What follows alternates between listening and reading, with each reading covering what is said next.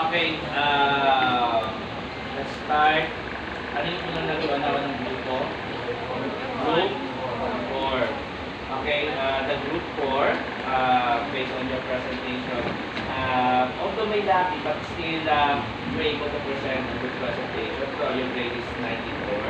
Okay, okay, pangalawang grupo nag-present, group 1. Okay, although I could see na bakit para sa mga pamilya.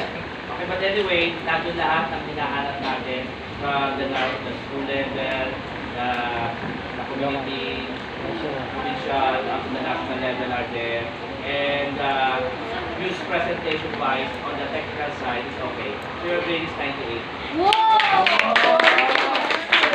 Okay, next group is group 2.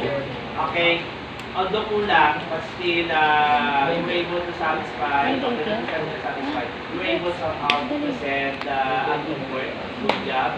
Okay, presenters were really presentable. Okay, so yung grade is 96. Kayo may pangato kayo? Group 3 naman, okay, Kayo na sir. there are things that you need to work out. But anyway, thank you for your effort. Okay, your grade is 93. Christina, are you okay? No, ay okay lang. Okay lang. Gusto mo akong sasakin. Hindi. Okay, group 5 wala, pakisubmit ka ng mamaya yung output. Okay, bago tayo mag-start sa starting, ano natin. Okay, while watching and doing the task, okay, nag-lista na ako ng mga topics for research. Ilang grupo nga kayo? Okay, group 1.